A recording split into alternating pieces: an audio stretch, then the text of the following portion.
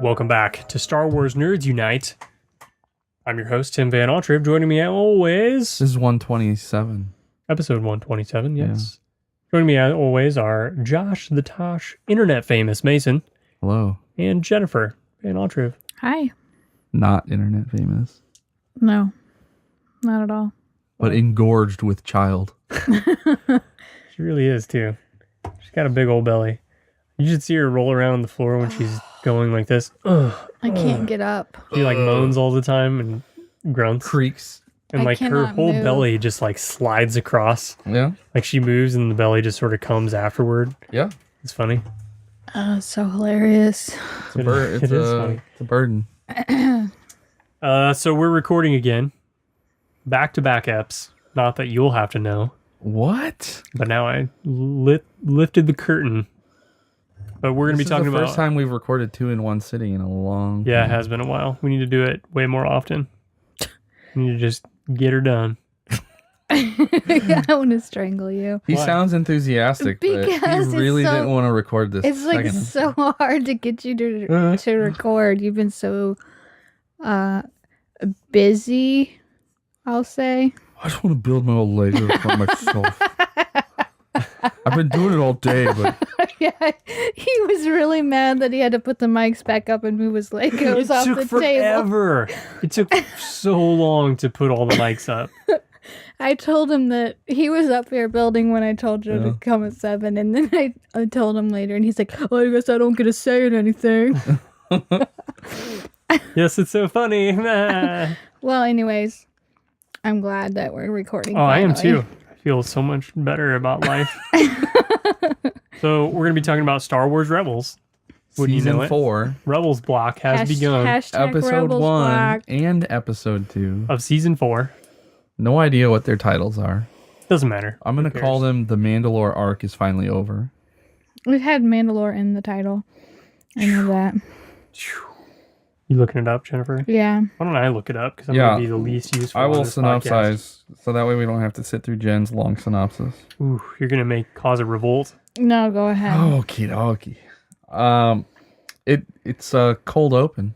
I don't know if it was a cold open. I watched the stream. I have no idea. It opens on Mandalore, or some planet that you're led to believe is Mandalore, but it's like this desert, and it's this weird tower. It's like it looks like a prison tower, but it's in the middle of nowhere. Heroes of Mandalore. Part 1 and 2? Yeah. Yep. Yeah. And then the next, so they're like you had said before we started recording. They're doing 2 episodes a week. Right. On the same night for 4 weeks.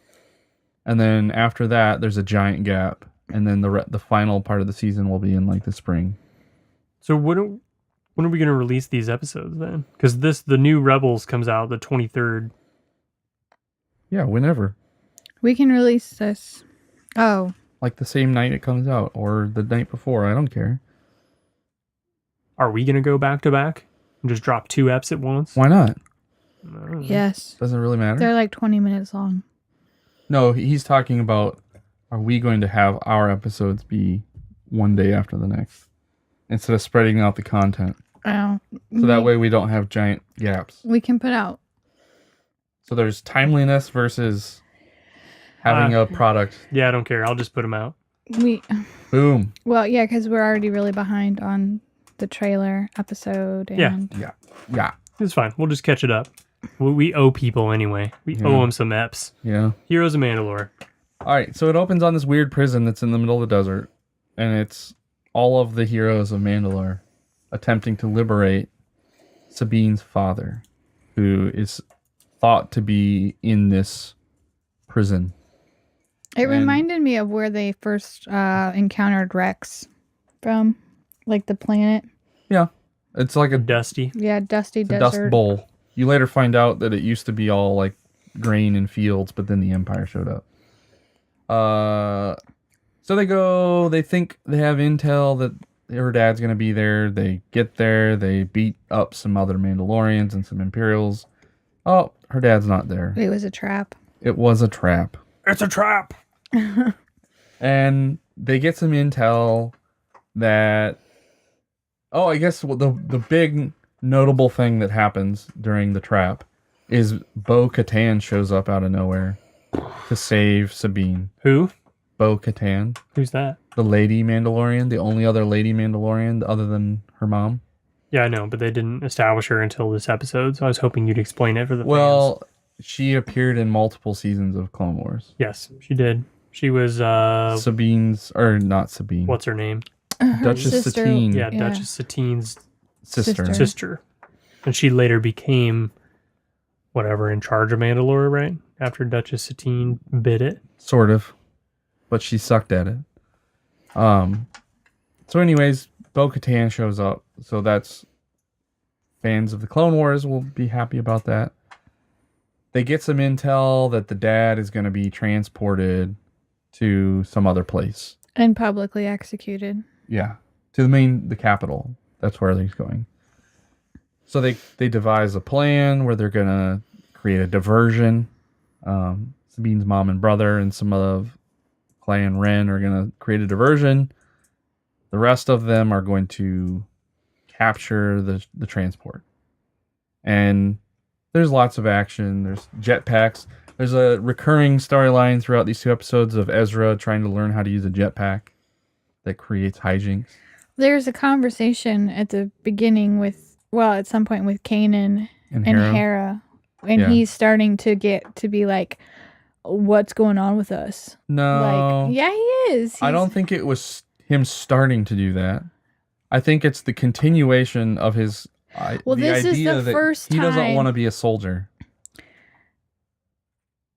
And he sees Hera getting deeper and deeper in command of the rebellion and it becoming more of her focus.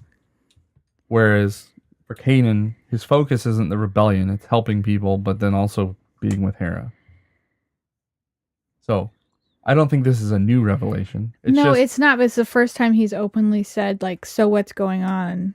I don't think that's true. She gasped audibly when she said it. She goes, Yeah, did FPJ really just say they that? haven't ever actually come out and said it before. Like they've all danced been like around it innuendos. just as much as they've danced around it in this episode. No, but he was like, it was way more obvious in this conversation what he was getting at.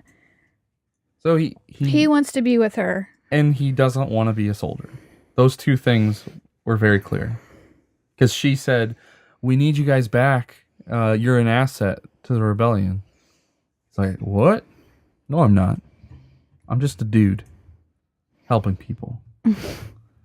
So anyways, there's lots of fighting.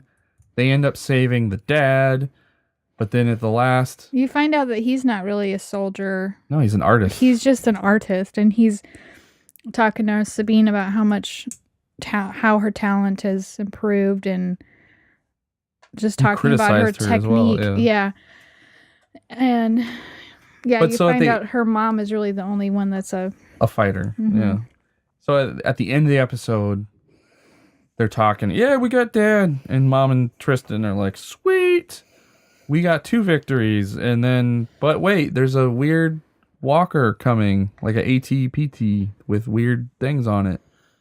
And it ends up being the weapon that Sabine had developed when she was at the academy. And she could tell it was making this like whirring sound, like a really specific noise, and she could tell what it was right away. And it like... And so as the episode ends, Sabine flies over to where her mom was, and all she finds is a bunch of burned up husks of Mandalorians. You can't... It's like it completely... The weapon sends out this electrical impulse, and it fries them inside their own armor. Yeah. And all that's left is like to dust. the metal that's in their armor specifically. It completely like incinerates them. Yeah. So at the end of the episode, if they hadn't aired them back to back, you would have spent a week thinking Sabine's mom and brother are dead. Yeah. Good thing they didn't. Good thing they didn't. So the next episode opens on the same scene, but then Sabine's mom and Tristan limping out of the dust cloud, saying they were on the edge of the blast because she warned them, so they were able to retreat a little bit. But everybody else was dead. All the others. And And then all of Mandalore finds out like 30 seconds later that it was the weapon that Sabine had developed. And so they're all angry. And she has to give an inspirational speech. But it only works because Bo-Katan stands up for her. And they ultimately decide they're going to go to the Star Destroyer that... It's not Gar Saxon anymore. It's his brother. Yeah, what's his name? I don't remember. But they're going to go destroy the weapon. And they're going to destroy all the data that's on the Star Destroyer because nobody has backups. The Star Destroyer is the only location in the galaxy that has this data. Oh, man. So they have this plan that they're going to go fly in, and the plan starts, but this Saxon dude, he knew, he was smart enough to know that Sabine would show up, and the Empire has convinced him that he needs to make the weapon better. Thrawn convinces him of this. Random Thrawn sighting. So he sets up a trap to capture Thrawn Sabine. tells him that they need Sabine because when Sabine had created this weapon, once she realized what it was going to be used for, she destroyed it, and she said she destroyed the plans, but somehow they recreated it, but it wasn't as good. Because somebody had backups. It was, but nobody makes backups. But it wasn't anymore. like as powerful or something. The range wasn't as far. Right. So Thrawn convinced Saxon that he needs to get Sabine there so that she can get it to its potential like of the weapon. Right. Yeah. So it's because he's not an artist. It's another He's just a trap. brute, and he doesn't respect the artistry of the weapon, and only Sabine can respect it. So there's a trap. He turns on the Mandalores, the other Mandalorians that are under his command, because he has Stormtrooper armor on, because the thing is specifically tuned to Mandalorian armor. And when Ezra goes so far as to recommend they don't wear their Mandalorian armor that will get them murdered. He's Like, whoa. Ezra that was really funny. He's like, why don't you guys just take that stuff off? Like, this is 500 years old. This is more important than my heart. I'd rather have no heart than no armor. Yeah. So classic Mandalorian pig-headed idiotness. Sizzle. Yeah. Sizzle up then. So they all go. Ultimately, what happens that saves the day is Sabine's like, okay, I give. I'll make your weapon better. Well, but you got to promise you won't use it on all of Mandalore. Saxon even though it only works on Mandalorians. They go in to try to destroy it, but it's a trap. So Saxon, he turns it on her and Bo-Katan, but he doesn't have it on like full. It's only enough to hurt you and teach you a lesson. So they're not burning alive, but it's painful. So he's threatening them, and he wants her to fix it so it's at its maximum potential.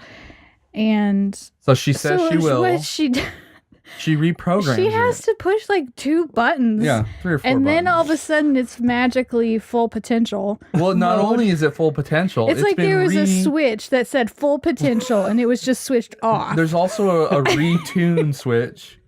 Because she retuned it. And then there's a second switch that says Stormtrooper armor, Mandalore armor. Right. And she switched it to Stormtrooper armor in like 2 seconds. Yeah. And then she says, please don't turn it on. And he's like, oh, I won't use it. Hits the button to use it. And then it starts zapping him instead. And she says, it won't kill you, but it's hard enough to teach you a lesson. And then Bo-Katan. We don't use wizardry like this. Bo-Katan we cut each other's faces off with swords. She's like, this is their way. This isn't our way. Yeah. Don't do this. And so she convinces her to stop. And blow up the weapon. And because Sabine's like, we can just chase off all the Imperials now. We've got maximum firepower tuned to Stormtrooper But for armor. some reason, the Mandalorians were against them using that weapon on the Imperials. I don't understand, because they're gonna. They have like no mercy. Code. They want to kill everybody anyway, but they don't want it to be with that weapon. It has to be one-on-one combat. Okay, so they blow it up. they destroy. And then, but in the process, then it kind of destroys the whole ship anyway. Well, I mean, it's a Star Destroyer, so. I know, but it's like, it's almost like Bo was like telling her to have some mercy and not kill them. And no, then I think she was saying. The weapon killed them all. Just blow it up. Anyways, the episode ends. They come back to where all the Mandalorians are, and Sabine finally convinces Bo-Katan to take the Darksaber and lead all of Mandalore again, so that way she can go back to be with Phoenix. Being on the Ghost. So we can get back so to the normal she tried story. to, in the very beginning, she tried to give her the black saber like immediately as soon as she found out it was her. And like, she wouldn't take it. She said, I'm not my sister. I already tried to do this and failed. Another thing you didn't say is that when Sabine created that weapon, she named it the Duchess. Yeah. After Duchess Satine. The sister that died. Yeah. Which is kind of weird. Not really important. So now all the Mandalorians are following Bo, and she has the Darksaber. I thought I fell asleep in this, and I did. But it doesn't sound like I really missed anything. I fell asleep in the second part of the second episode. Yeah, you didn't miss anything. It was pretty... it resolved the arc. I liked the action. Like, there was interesting action. Cool action, and I could tell it was another one of those episodes where it's drawn better. But the thing that's so frustrating, though, is like there'd be moments where Kanan and Ezra were doing super powerful things, and then there'd be other moments where they're just like goofishly bad. There was a lot of parts where Ezra was just bumbling around in that jetpack. I mean, well, I kept expecting him to use the Force to do something, and he didn't. It was just like he just used his saber to do everything. They needed them to not be the focus, right? Because then it wouldn't be the end of her arc. It had to be Sabine. There was like a weird conversation with Sabine's dad and Ezra for a second too. Sabine's dad was the first time he saw Ezra, I think when they were first rescuing him or something, he said, "Are you with Sabine?" And Ezra was like, "Yeah." And then he's like, "Wait, I mean, I'm not with her. I mean, I'm with her. I'm not with her." And like, it was all awkward. And so I thought it was weird that there was that awkward conversation, and also Hera and Kanan's weird conversation where he's trying to like... So you think this is the season of romance? Yes, I think they're trying to like... That's always been there. I know, but it's never been so overt. And I think they're trying to like pair them up so that they can have a happy ending. Oh, they're not having a happy ending. Oh, it's a kid's show on Disney. It doesn't matter. I think it's gonna there can't be a happy ending. We at least know Hera survives, and we have strong suspicions that Sabine survives. I don't think Ezra's making it out of this one. No? How's he going to turn into Snoke? He's not. Just kidding. The other big one was Pablo Hidalgo tweeted about people. Another big theory was that Ezra is DJ in The Last Jedi. What? Character that, what's his name?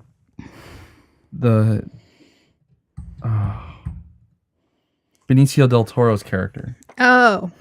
DJ. Because, like, they're super cryptic about not telling us what DJ means. But they're like, oh, you'll know at the end when you see it. It'll make sense. So everyone's like, is it Dark Jedi? It's Dark Jedi, right? It's like Daryl Joe. No, nobody knows. So one of the theories is that Ezra is DJ. But Pablo shot that one down. Why would he do that? Because it's a stupid theory. Ezra's not going to survive. Ezra and Kanan. Come on, Lego boy. I can do what I'm doing. Yeah, but that actually vibrates into the mic more. Oh no. Just telling you. Yeah, there you go. 2 episodes down, just like that. Lickety split. We gotta rate them though. Okay. I think the first one's better, and it was ruined by the fact that her mom survived. Why couldn't they just let it happen? Like, I get it's a kid's show, but there has to be. There's definitely there was tons of other deaths, though. I know, but they're inconsequential. They're red shirts, right? those characters aren't going to exist beyond this episode in any reasonable fashion. I'm going to give this... I'm saying 7 for the first one, 6.5 for the second one. I'm not rating them separately. I'll rate them together. I was going to say He'll rate the first 3/4 of the 2 episodes.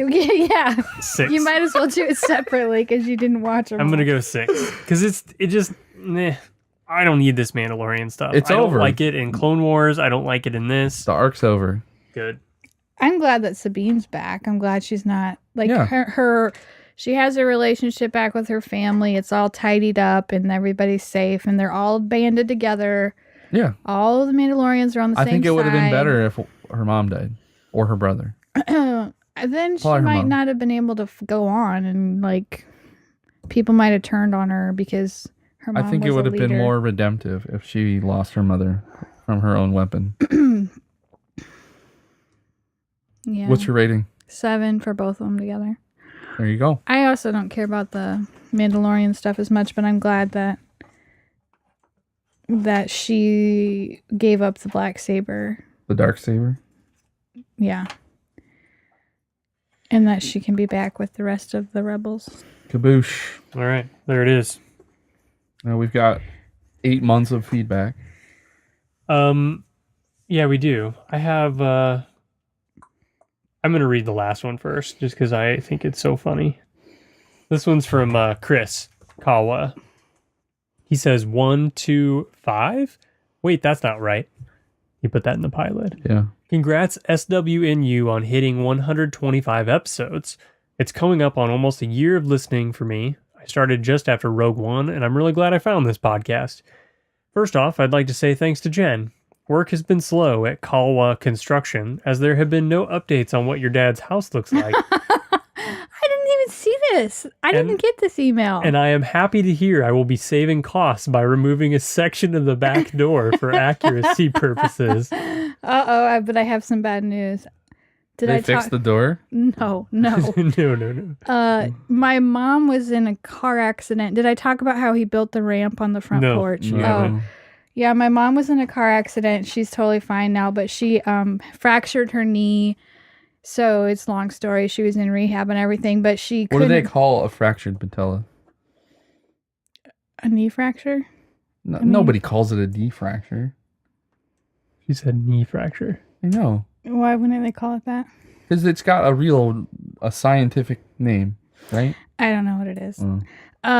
And so anyway, she couldn't put any weight. They didn't do surgery to fix it. They just wanted it to heal. So she couldn't put any weight on it. So my dad had to build a ramp because their front porch has 5 steps at least. And well, what? There's supposed to be 5 steps. I don't know. But so he had to build a ramp on the front of the house so that she could get into the house. And it's very steep. So you need to add a ramp. Just for accuracy. It's a very steep ramp. She went up it, and then they were like, she can never go. She's never leaving because we cannot roll her down. She will die, or she will run into somebody else. Why did he even build the ramp? He built it in one day. So she was... This is personal medical information, HIPAA violation. Don't violate HIPAA on our podcast. She was in the hospital for close to a week, and then she had to go to a rehab facility for at least 2 weeks. It was a long time before she could go home, and he didn't build the ramp until the day before she got I'm coming home this afternoon. I better build the ramp. They said she could go home, but she couldn't go home until he built the ramp. She told me, I can go home as soon as your dad builds that ramp, and then it was over a week later. And I was like, well, maybe he's just enjoying his independence. Yeah, you gotta get the permit. Oh, God, I don't think he did any kind of permit. So anyway. Well, it shows. But no, it served its purpose. And it's one-time use? He built a ramp for one-time use? Yes. No, but now she's doing way better. And she did... No... Okay, she used the stairs. She had to go to the doctor, so she was able to use the steps with a therapist and stuff to get out to go to the doctor. And then I think on the way, when she got back home, they might have used the ramp again one more time. So maybe it's 2 uses. Nice. But she's doing better, and hopefully she won't ever have to use that ramp again. But depending on the time frame of when he wants to build the his snapshot of the house. Yeah. So just for those that don't know, Chris jokingly he said that he's going to make a toothpick model of Jen's parents' house because of descriptions of things we've made on the podcast. Starting with the stupid squirrels eating the deck. And so he was giving us an update on his progress. Has your dad built that back porch yet? The deck? The deck. No. Maybe he'll be able to use the ramp. Yeah, break the ramp down. No, I mean, I haven't heard much about that lately. Okay, continuing, he says, also, I've made this point several times that there are too many of us, but even though you read another Chris letter shortly after mine and said it was funny because you just read a Chris email, I can assure you I have no kids, let alone many kids, that would necessitate an entire gun rack. But congrats to a fellow Chris on his baby. I'm also certain Jen just confirmed herself as the BenView by saying she wouldn't be a Jedi or a Sith. Hashtag conspiracy theory. Hashtag BenView is Snoke. I don't think. While I'm on the topic, Josh, are you sure you would be light side? I mean, starting a trivia contest with what is Slave 1's model number is just mean. I told you I was starting from the hardest. Oh my gosh. Yeah, I was like, there's like one child in here to answer these questions. Why do we have to give him the hard questions? Because and then the whole time he just wanted to win that one toy. He got then you purposely gave him a question that you knew he didn't know. I know. That's justice. He was the only kid in there. He got a book. He got a sweet book. There were other people in there. Our kids. There was the son of the football. Well, that kid, the bigger kid, he was the son of the head coach of the football team. Yeah. But he was working there, I think. Yeah, he was. He wanted to come listen, but he was working. Yeah. So he snuck in at the end. I'm glad he got the Gamorrean guard. There was a couple other kids that came in, but they weren't there very long. Yeah. They didn't talk. In all seriousness, congratulations on hitting 1.25 centuries. I remember there was talk of hitting outrageous numbers in earlier podcasts. This is just the start. May the Force be with you. P.S. Can't wait to hear what you have to say about last night's Last Jedi trailer. We talked about it on last episode. Yeah, I forgot to move this P.S. to the other thread. Here's Jace on Force Friday 2. He says, hey guys, Nerd Jace signing in. He's already calling himself a nerd. He's been calling himself stuff for he's done that a long time. Months. I want to first start off by saying that I don't know what was up with your Toys R Us, but I got the free t-shirt and poster. You already read this one. I don't think that we did. Yeah, I remember. Did we? Yeah. I don't think that we did. I think you read it when we were at Star Wars Day. I went back and re-listened to those, and I don't remember reading this. You did mark it XXX, or did you just do that? I just did that. I'm whatever. I'm reading it. Okay. We're reading it again. It was a pretty cool t-shirt. I got almost all the same things as you guys did. I had a lot of fun with my girlfriend. I got her started on Star Wars, and you guys helped her a lot with how to easily understand many of the things in the Star Wars universe, especially Jen. Yeah, I think we did read it. You did read it. I'm positive. All right. Stop reading it. Sorry, Chase. Darth Bane from Chris Wilson. Galaxy of Heroes, buddy. We just read an email from a Chris. That's right. This is the Chris that just had the There's really only like 2 Chris's. They just feed off of each other. Hey guys, hope you all are well. I was shocked to hear that you guys hadn't heard of Darth Bane. He's the creator of the Rule of 2. There are probably millions of facts you guys know that I don't, so don't worry about it. Haha. I'd like to go on record that I am not a Star Wars expert. I'm just a fan. You? Yeah. Quick rundown. We eliminated the Brotherhood, which was what the Sith arm was called, and took an appearance, which was Darth Zana. He was obsessed with eternal life, but never figured out how to do it. Instead, he did figure out how to essence transfer, so we could live forever, but through different hosts. That's where my Snoke theory came from. His trilogy finished in a cliffhanger, so you never really know if he dies or not. The story isn't in canon, but definitely worth a read. There is a lot more to it than that, like his armor, but I will let you guys investigate that if you're interested. So is it just in a book? Or His armor is pretty cool, though. I think it's a trilogy of books. Oh. Anyway, keep up the great work, and I will try and think or look up more theories if you guys are like talking about that kind of thing. May the force be with you, Chris. So Josh doesn't like it if he doesn't think it's true. He's just like, what? If it's a theory that you don't believe in, you just instantly shut it down. No, that's not true. There can be interesting theories that I don't believe in. I know there can be, but you're like, nope, that's not true. Remember when Josh thought Finn was Lando and Leia's son? I do. I'll never forget it as a crazy theory. It was funny. I liked it. I want to know what episode that was on so we can replay it. It was probably the trailer episode. This one's from Chris. He's all caught up in the pilot. Well, I wanted to say... Which Chris? Same Chris. He had multiple emails in a row, so I just put them in one big thing. I'm listening to currently, what the heck's it called? From a Certain Point of View. Mm-hmm. It's the 40 short stories thing we talked about. How was it? I'd say about half the short stories are dumb. And then there's like a quarter of the short stories that are really good. And the rest of the quarter are just okay.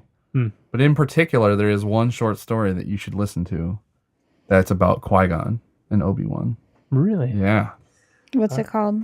It's called From a Certain Point of View. It's a book. I know. 40 short stories. The short stories don't have their own names. I don't remember what it's called. I was going to try to narrow it down from these 40 different stories. I don't read, so I have no idea what the chapter's called. Oh. Chris says, all caught up. Hey guys, finally up to date. The wait for episode 123 was rubbish, but understand you guys have lives.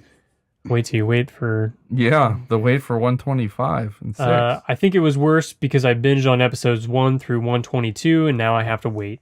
Was excited when I woke up this AM to see a new episode. Thinking about buying the Star Wars book Volume 1.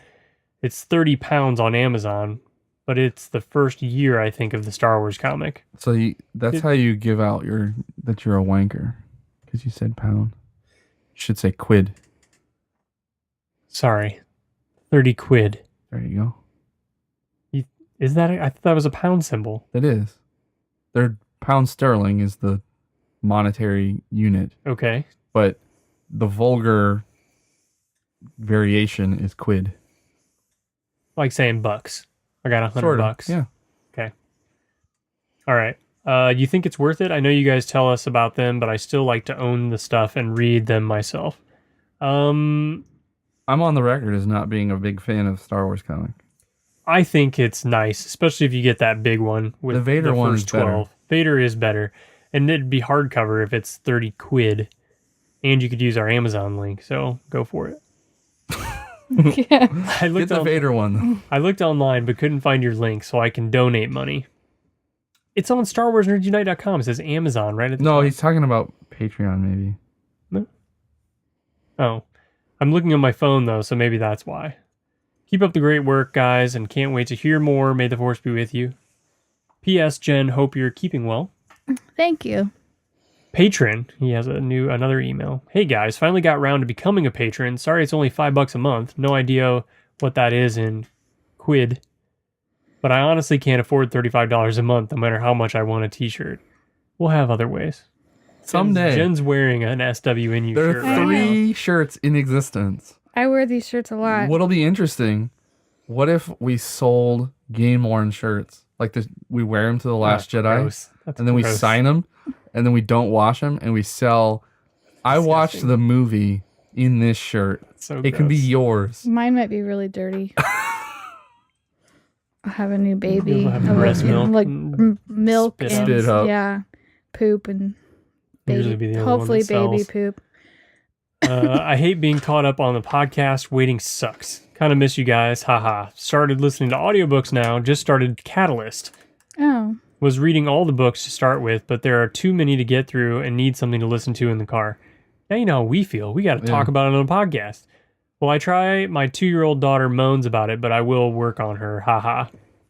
Who knows Catalyst if you guys do this boring. long enough, she might become a fan. Haha. Yeah, Catalyst is not a good book for a 2-year-old. Yeah, it can be very boring for adults even.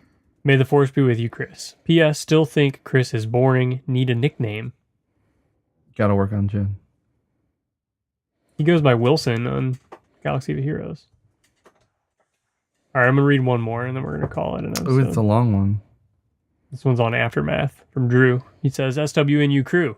While amidst a long drive, I just randomly picked a new title. It just so happened to be Aftermath. Interlude. The completion of hashtag Summer of Comics. What hashtag will be next? It's supposed to be hashtag Fall of Novels. Fall of Novels. And fall came and went. Yep. Fall's over. Today We're back on is a really nice hashtag day. rebelsblock. We still should do some of the books. We're going to. We have a plan. We're queued up. We have We books just got to do consumed. That's They need to tough stop part. putting stuff out. The tough part is doing it. Yeah. Well, we already figured out how we were going to. I just got to do it and then tell Josh, and then he'll come over and do it. What do you mean? How are you going to do Book reports. Yeah, we're doing book reports. 5 minutes. 5 minutes? That's it for a whole novel? That's all you need. Yeah, that's absolutely all you need. So for comics 16 through 19, do you not think all those people in the sun prism would just die from skin cancer? I mean, by the time you get used to the light, you'd be half in the grave. I have to assume they have like UV filtering transparasteel. Or something. I thought that was really funny when I read it because I was like, I didn't even think about that when Wearing I sunblock. read the... After completing Aftermath, I was so confused. Really, throughout the whole book, I was. At first, I expected all the different plot lines to have an intersection, but they didn't, which means it was just worthless waste of time I won't get back. Didn't About you the guys time I tell was him able to that? get my Yep. bearings and start to follow the plot. Interlude. Star Wars 16 through 19. I am with Mason. He's writing the email like the book is. Exactly. It's so funny. Oh. Oh man, I'm with. I don't know if I can keep going. It's Do you want me really to funny. read it? Because I don't know what the book Oh, is, so it's not funny to me. well, he's just starting a thought, and then he interludes. Oh. Star Wars City. He's back to talking about Star Wars 16 through 19. I am with Mason. I didn't notice the Moonraker throwback, but before he pointed it out, I had noted I liked what they were wearing, which makes sense. Mason, just so you know, no women have ever been a follower of James Bond, at least not in my experience. It is completely a guy genre. So Tom's wife, Kim, is a giant James Bond fan. Yeah, but she's not normal. She's a woman. Yeah, she is. I think women just tolerate it. Perhaps some Nerd Squadron member will prove me wrong. Lady Meg. After completing Aftermath, I went back and re-listened to your podcast on it. I recalled the episode, but apparently my FIFO brain didn't have room for it. He means first in, first out. I agree with Tim. The interludes could have been interesting if they would have just done them all in a prelude or something. I did like Mr. Bones. Just to help others not waste their time with good reason, nerd leaders did not recommend reading Aftermath with good reason. It's from Drew D. Wackerland, BNA. All right, I'm calling it. I'm glad you liked his Aftermath email. Oh my gosh, that was so funny. I was just confused when I read that email. That's because he did. That's the way the book was. He just jumps around. I thought it was just like typos. He No. messed up. No, he No, was that's how the book intentionally is. doing it like the book. That's It funny. would end on an action scene like a cliffhanger, and then it would go to the interlude. And it'd be like a hospital planet. And Yeah. it's Jar Jar Binks trying to cheer up a dwarf. Oh my gosh. Okay. Once again, we're everywhere on the internet. Follow us everywhere. Thanks to everybody who's a Patreon subscriber. We really appreciate it. I swear we'll get back to video podcasting at some point. I just have to get everything put together, and I'm bad at even recording podcasts, so I'd rather put that out than... If you want Not. crappy old vintage Legos, though, assemble. Those are disgusting. Look how dirty that one I put a is. picture on Facebook. It's of it. super gross. They're super gross. Super gross. So you went and got that out of Nolan's bedroom? It was just like It's been sitting in there since we moved in. I took it and I built the Legos. And look, now I have a Lego polar bear. Boom. Nice. He's white. We have a Lego spider. That's probably my favorite creature. Like a little one? Yeah, it's like this big. It's not a custom mold, though. Mm. The head's a custom mold. Okay. I'm done recording tonight. All right. May the Force be with you. May the Force be with you. May the Force be with you.